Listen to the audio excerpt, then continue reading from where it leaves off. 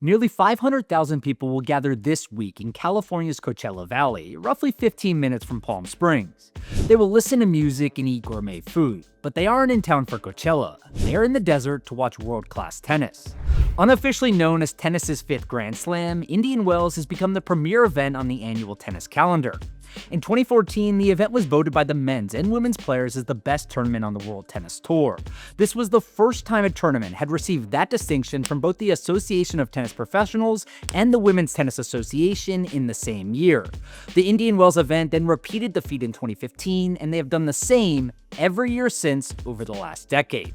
Now, Indian Wells will never be able to match the history of tennis's Grand Slams. The Australian Open, French Open, Wimbledon, and US Open all have been around in some iteration or another for more than a century.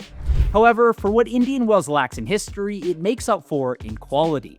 The players love going to Palm Springs every year, with Rafael Nadal previously telling Bloomberg that Indian Wells is the best 2 weeks of the year. Indian Wells wasn't always like this, though. The real story involves a tournament on the verge of extinction, saved by a tennis-loving billionaire whose meticulous attention to detail has re-energized American tennis for an entire generation of players. The story starts in 1974. That's when the Indian Wells Open was founded by former tennis professionals Charlie Pasarell and Raymond Moore, with the basic premise being that they could build a great tennis tournament because they knew what the players wanted. Despite being 2 hours away from the closest major city, the Indian Wells Open was almost an immediate success. Players loved the warm weather, and Pasarell and Moore ensured that they were treated right. This helped turn a previously small event at the La Quinta Hotel into one of the most popular tennis tournaments in the entire world. This forced Moore and Pasarell to think even bigger. With loans from local banks, the former tennis professionals built a 350-room resort, now known as the Hyatt Regency Indian Wells Resort, complete with a tennis stadium and dozens of courts. This was an expensive project with a lot of risks, but luckily everything went well. Each year, the world's top tennis players played in the tournament. Hundreds of thousands of fans showed up, and Moore and Pasarell were riding high. They essentially created the world's fifth most popular tennis tournament out of thin air in a remote location.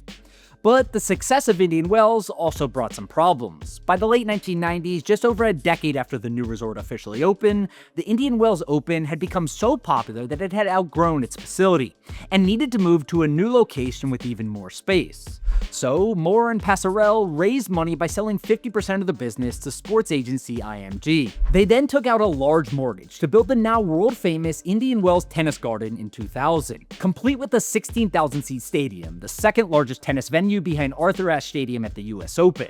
This new facility was incredible. It was big enough to support the continued growth of the tournament and completed the event's transformation from the small La Quinta Hotel to a more long-term sustainable venue. But then everything went south. In the early 2000s, a few sponsorship deals fell through, and the tournament faced high operating costs, jeopardizing its future.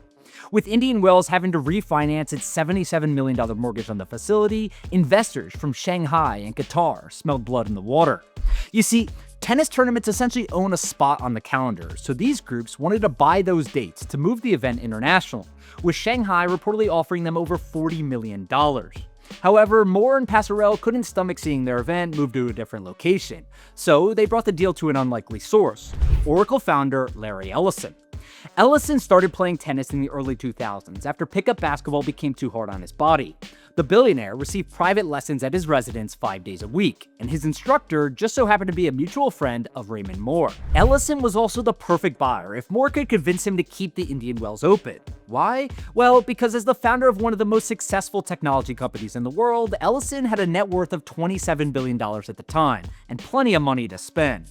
So Larry Ellison ended up buying the Indian Wells tournament for $100 million in 2009. That same year, Indian Wells signed a deal with European bank BNP Paribas as the tournament title sponsor, and the event has been known as the BNP Paribas Open ever since. Now, Ellison obviously has a lot of money and could afford to buy Indian Wells. $100 million is pocket change to a guy who's worth nearly $180 billion today. But this wasn't just some passion project. Ellison had been attending the tournament for several years and wanted to run it like a legitimate business, reinvesting profits back into the fan and player experience to build something truly special. And that's precisely what he did.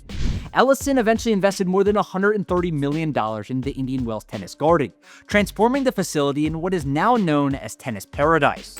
In 2013, Ellison built a new 8,000-seat stadium too, with 3 restaurants overlooking the courts, including a Nobu that is only open for 2 weeks all year during the tournament. Ellison spent $60 million alone in 2017 on renovations to the 16,000-seat Stadium 1, which included new seating, remodeled suites, a new VIP Champions Club, and 21 new restaurants and concession areas.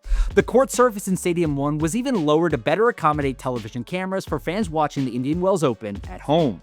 Ellison also purchased dozens of additional acres around the facility to build on-site parking so fans didn't have to walk from remote lots. He made the grounds feel like a tropical oasis, bringing in dozens of new palm trees, flower gardens, and water displays. The player facilities even resemble what you would find at a Grand Slam, including everything from weight rooms to gourmet food spreads all day long for players and their guests. Players also get paid at the Indian Wells Open. Larry Ellison constantly increases the prize pool for the tournament, making it one of the highest paying events outside of the 4 Grand Slams. This year, for example, men's and women's players will compete for a combined prize pool of $19.4 million, with $1.2 million going to each singles champion of the tournament. And it's not like Ellison just threw money at everything. He is meticulous about every small detail at Indian Wells. To this day, Ellison is known for walking the grounds when nobody is around, pointing out everything he wants to be improved, making the event special, no matter how big or small the change might seem. These improvements had turned a good tournament into an exceptional tournament. Celebrities like Timothée Chalamet, Kylie Jenner, Ben Stiller, Will Ferrell, Mike Tyson, and Bill Gates have already been spotted at this year's tournament, enjoying matches from Ellison's seating box for special guests that includes a private underground restaurant in Stadium 1. VIP suites frequently sell for over $100,000, and nearly 500,000 fans show up each year, making Indian Wells just a little bit smaller from an attendance perspective than Wimbledon. The success of Indian Wells has also profoundly impacted the local economy of Coachella Valley. George Washington University estimates that the 2024 event generated an economic impact of $852 million, a 51% increase from 2022. This includes $50 million in tax revenue for city and county governments, and the creation of 12,000 full-time jobs for the tournament. The tax revenue number is even more impressive when you remember that it's net new tax revenue, since 94% of all unique tournament visitors travel to Palm Springs from another city for the tournament. But even though Indian Wells generates a substantial amount of revenue over 2 weeks, the best part about the tournament is that it is still incredibly accessible. The average fan attends for 3.18 days at the tournament because grounds passes can be purchased for just $40. And if you happen to live in Palm Springs area, you can even become a full-time member of the club for just a $400 initiation fee and $175 in monthly fees. And the best part? All Indian Wells members get free daily grounds passes and parking passes for the Indian Wells Open. The transformation of Indian Wells is a remarkable story. Larry Ellison basically turned the Indian Wells Open into the premier event of professional tennis overnight, and he has continuously reinvested in the tournament to make it better and better each and every year. Indian Wells founder Charlie Pasarell even told the Desert Sun in 2019 that selling the tournament to Larry Ellison was, quote, one of the best decisions we ever made. So I'd say the moral of the story is, if your tennis tournament is struggling, then you just need to find yourself a billionaire who also loves tennis.